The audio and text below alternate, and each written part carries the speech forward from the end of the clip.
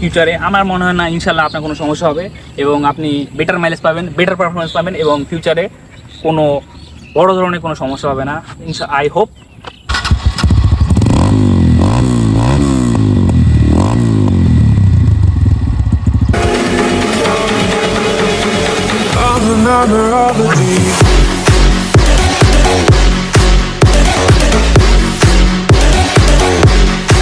Hello everyone, আসসালামু আলাইকুম, welcome to my YouTube channel ShowBiz Turjo। So আজকে আমি কথা বলবো যে বাইক ব্রেকিং পিরিয়ডে আপনারা কীভাবে মেনটেন করবেন, শুধু 13 জিপি না, যে কোনো bike. So first of all বাইকটা আপনি কীভাবে মেনটেনেন্স করবেন যখন আপনি বাইকটা নতুন কিনছেন। এই 13 জিপি আমার 1.5 বছরের উপর বেশি ইউজ হয়ে গেছে এবং আমি যেভাবে মেনটেনিং করছি সেটা আজকে বলবো আপনাদের। সো অলরেডি আমার 10,000 কিলো চলে গেছে এই বাইক। যে আমি অবশ্য ওইরকম লং ট্যুর দেওয়া হয় নাই, রিসেন্টলি মা গেছিলাম, গেছটা নিয়ে তেমন লং ট্যুর দেওয়া হয় না, এই জন্য 1.5-2 বছরে আমার মাত্র 10,000 কিলো গেছে। অনেকে তো 1-2 মাসেই 5-6 হাজার কিলো চালায় ফেলে। সো বেসিক্যালি আজকে বলবো যে আমি কীভাবে শুরু থেকে মেনটেনেন্স করছি। তো প্রথম যখন আমি বাইকটা কিনি আমি 150 কিলোর মধ্যে আমি আমার মোবিলটা ডাউন দিই। এখন 13 জিবির যে মোবিল ডাউন দেওয়া কিন্তু একটু প্যারা হচ্ছে যে এখানে ওদের ইয়াটা ভিতরে। সো এটা এই কিটটা খুলে তারপর ডাউন দিতে হয়েছে, নিচ দিয়ে ডাউন দেয় এবং উপর দিয়ে মোবিল দিতে হয়েছে এবং প্রত্যেকবার আমি মোবিল ফিল্টার চেঞ্জ করছি। মোবিল ডাউনে আমি মোবিল ফিল্টার চেঞ্জ করছি।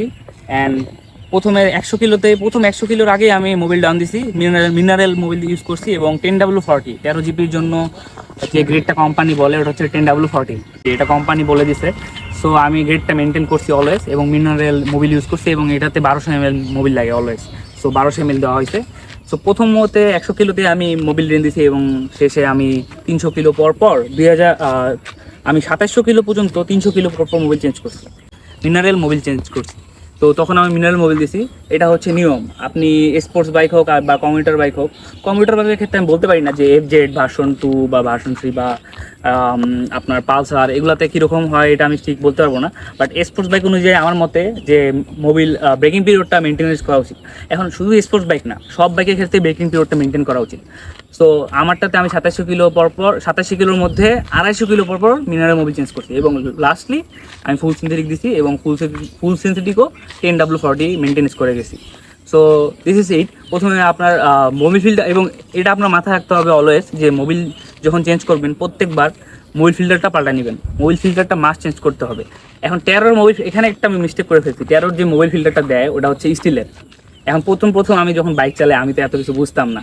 সো আমি যেখানে প্রথমবার মিরপুরে মোবিল যখন পাল্টাইছি তখন তারা আমার আমি বলছি মোবিল চেঞ্জ করবো, তখন তারা মোবিল চেঞ্জ করে দিছে এবং মোবিল ফিল্টারটা পাল্টাই দিছে। আমি বলছি যে মোবিল ফিল্টার পাল্টাবো, কিন্তু আমি তখন জানতাম না যে 13 জিবির মোবিল ফিল্টারটা স্টিলের। So this is sad. আসলে আমি যখন 13 জিবি শোরুমে গেছি তখন তারা আমাকে বলছে যে আপনি কেন মোবিল ফিল্টারটা চেঞ্জ করছেন, ওটা জাস্ট ওয়াশ করে দিলেই আপনার হয়ে যায়, বারবার চেঞ্জ করতে হয় না।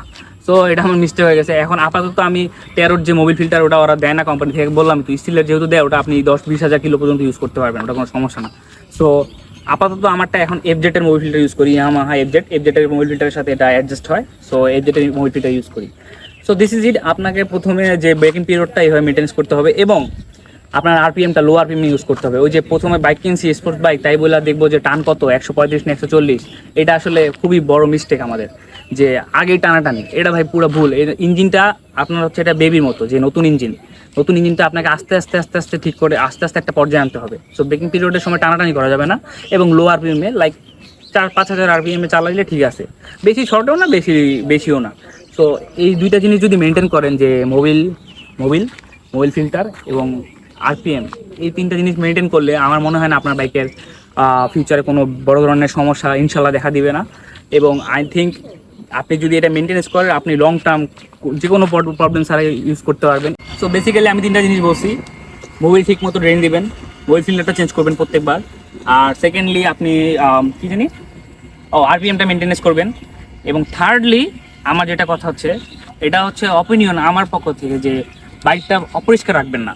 মানে 1 সপ্তাহ পর মাস্ট ওয়াশ দিবেন এবং ভালো ওয়াশ দিবেন। ফোম ওয়াশ দিতে হবে এমন কোনো কথা না, সার্ফ এক্সেল ওয়াশ দিলে কোনো সমস্যা নেই, আমি সার্ফ এক্সেল ওয়াশ দিছি। সো আমার কথা হচ্ছে বাইকটা একটু পরিষ্কার যত্ন নেবেন। যত্ন তো সবাই নেয় কিন্তু অনেকেই নেয় না এখন। আর এগুলো হচ্ছে একটু বললামই তো, এগুলো চাইনিজ বাইক, ইতালিয়ান বাইক যাই বলেন, এগুলো একটু ভালো মতো মেনটেনেন্স করতে হয়। এখন R15 যদি আপনি এখন R15 আপনি মেনটেনেন্স করলে যে যেমনি ধুর এখন R15 আপনি যদি মেনটেনেন্স না করেন ভালো মতো, তাও R15ও মাইলেজ কম দিবে, সো ড্রপ করবে, এটা হচ্ছে মেইন কথা। So this is it. আপনি যদি এই 3টে জিনিস খেয়াল রাখেন ফিউচারে, আমার মনে হয় না ইনশাল্লাহ আপনার কোনো সমস্যা হবে, এবং আপনি বেটার মাইলেজ পাবেন, বেটার পারফরমেন্স পাবেন, এবং ফিউচারে কোনো বড় ধরনের কোনো সমস্যা হবে না, I hope. And this is it. আসসালামু আলাইকুম।